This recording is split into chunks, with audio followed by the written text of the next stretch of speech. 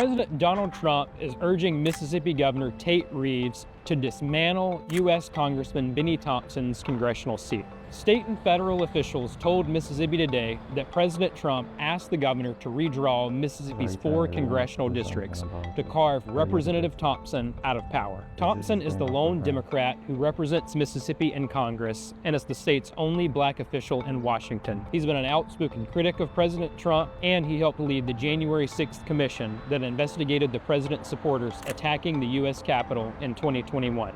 The way lawmakers might ensure Thompson can't win his seat again is to dismantle it and dilute the black vote with parts of the surrounding majority white districts. Despite having the highest percentage of black population out of any state, about 38%, Mississippi has historically had very few black elected officials due largely to past gerrymandering and Jim Crow voting laws. On top of that, the U.S. Supreme Court issued a ruling that rolled back the Voting Rights Act and is making it easier for southern states to gerrymander congressional districts and not consider race when drawing district maps. Governor Reeves has called lawmakers back to Jackson for a special session focused on judicial redistricting in response to the Calais ruling. Reeves could change his special session order to add congressional redistricting to the agenda. Even if the legislature were to redraw the state's 4 congressional districts, it would be difficult for them to take effect in time for the November midterm elections. Mississippi has already held party primaries for congressional elections this year,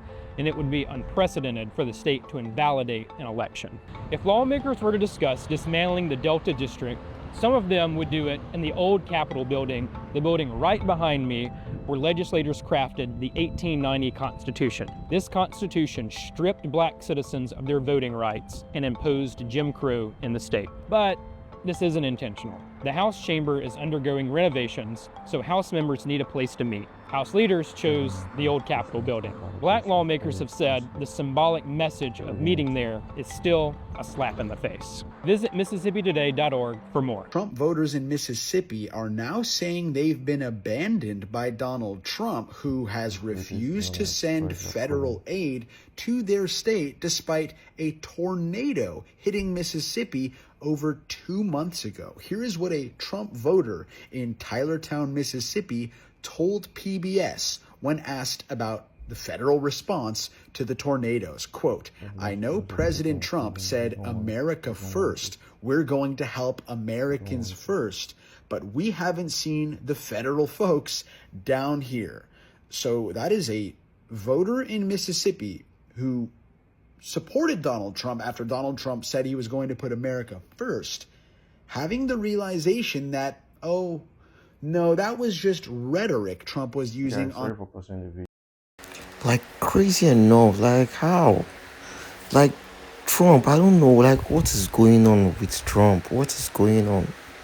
Mississippi, that has been in all this while on red.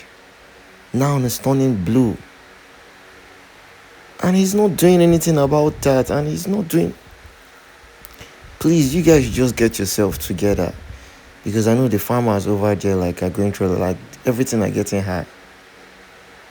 The diesel, everything is getting high. Please, you guys just need to just put yourself together. And guys, please, I want to hear your opinion in the comment section. I want to hear your opinion in the comment section because this is the first time I'm hearing about it. But just today I just decided to just look deeper into it. Please, guys, because we voted for him. I don't know. Please let me just hear what you guys have to say in the comment section. Try to trick people into voting for him. And sadly, it worked.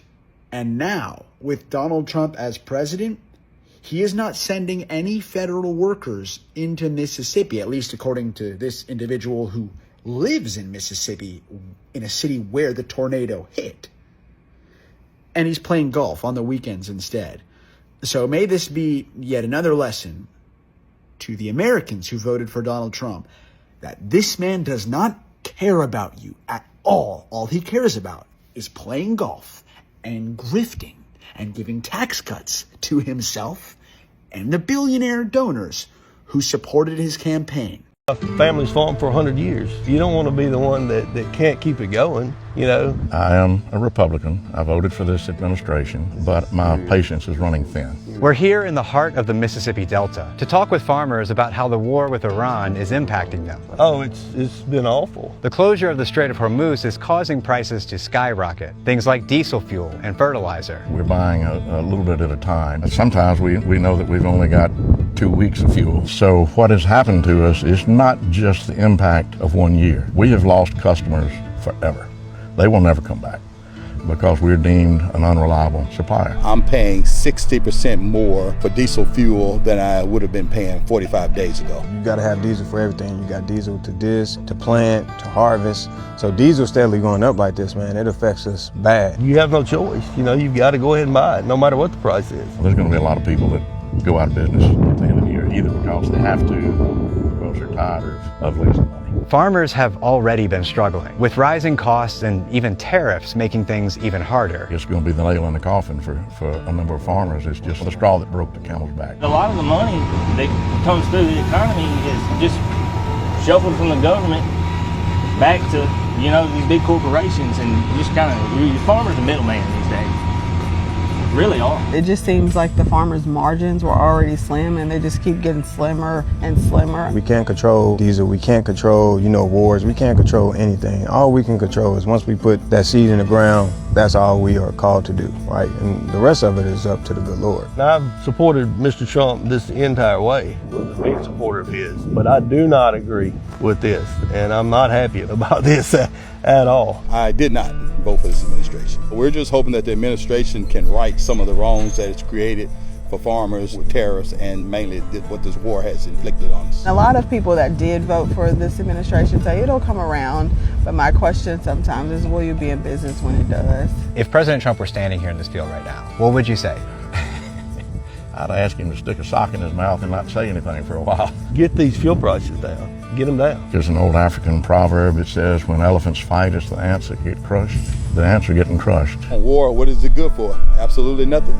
This is humiliating. A Democratic senator asked Donald Trump's judicial nominees if he could run for a third term in 2028, and they went silent. Just watch this back and forth. It is insane. Mr. Mark, if I might, just tell me about the 22nd Amendment. What does it provide?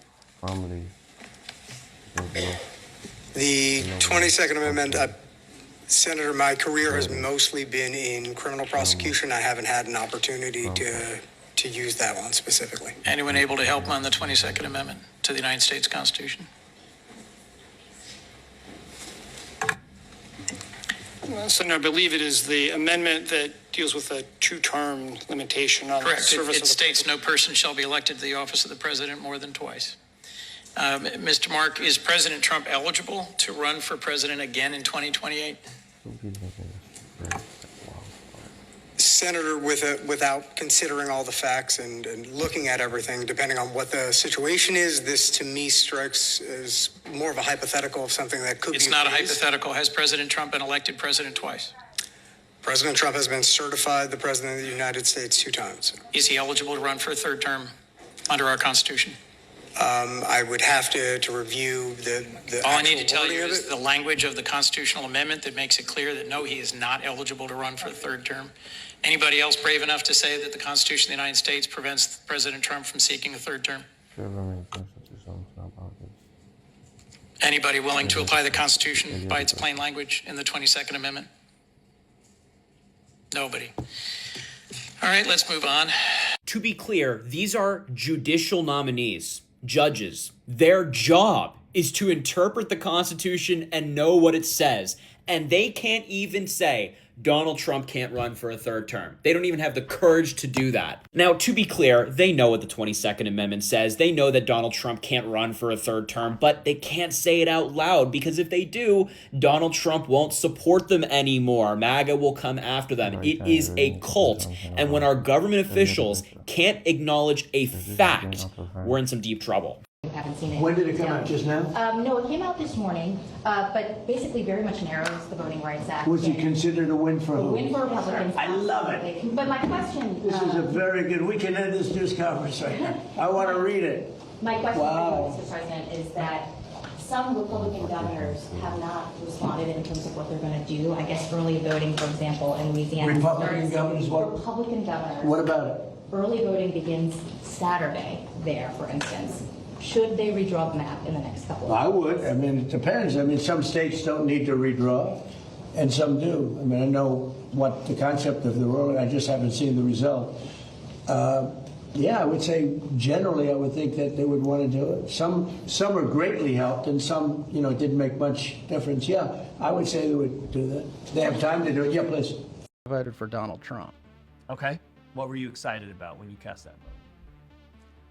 I'm just going to pull the pin on this grenade and let it go. I think there are large swaths of our society and our government that are dysfunctional for a whole host of reasons. And maybe it's time to burn the house down. Figuratively. Wow. Maybe we're doing too much. And if we could back off with our government and let the common citizen make more of their own decisions, then I can do whatever I want to do, and I can sink or swim at it. And my neighbor can do the same thing. All right. Let's talk about the election. Who'd you vote for? Do you know how bad of a president you gotta be for Mississippi to turn blue? Mississippi blue? Oh yeah. Oh, y'all fed up. Oh, y'all aggravated.